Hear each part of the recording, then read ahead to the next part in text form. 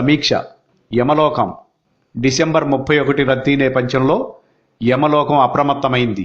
ఉన్నతాధికారులతో గురువారం యముడు సమీక్ష నిర్వహించారు. ఈ సందర్భంగా ఆయన మాట్లాడుతూ తాగి ప్రమాదాల్లో పోయే కుర్రాళ్లను ఎప్పటికప్పుడు తీసుకొచ్చేందుకు సిబ్బంది సిద్ధంగా ఉండాలని ఆదేశించారు.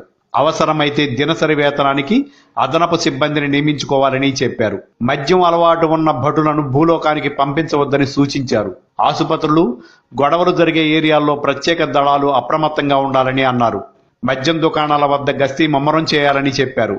ఎక్కువగా తాగే కుర్రాళ్లను గుర్తించి అవసరమైతే వాళ్ల బండ్లు వెనక భటులను పంపించే ఏర్పాట్లు చేయాలన్నారు. రాత్రి 12 దాటిన తర్వాత భటులకు పనిభారం పెరుగుతుందని, అయినా అలసట చెందకుండా బాధ్యతాయుతంగా వ్యవహరించాలని కోరారు. ఎప్పటికప్పుడు డాక్టర్లతో మాట్లాడి జాబితా సిద్ధం చేయాలన్నారు.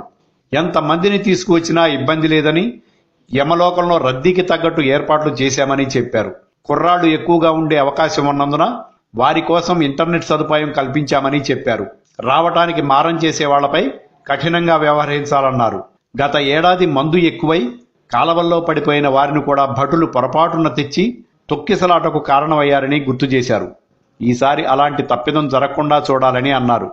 కొంతమంది అమ్మ కావాలి, నాన్న కావాలి, చెల్లిని అక్కని చూడాలి అని ఇబ్బంది పెడతారని, వాళ్ల మాటలు నమ్మవద్దని అన్నారు.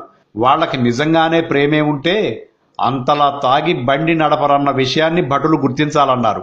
లక్కీ డ్రాప్ అంటూ వాళ్లు తాగే చివరి మందు చుక్కలు వాళ్ల అమ్మ నాన్న కన్నీటి చుక్కలని, ఈ విషయాన్ని వాళ్ళకి చెప్పొద్దని అన్నారు.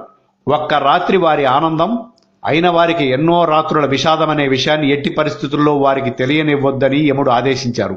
ఈ సమీక్షలో చిత్రగుప్తుడు, యమలోక ఉన్నతాధికారులు, సీనియర్ పాపులు పాల్గొన్నారు.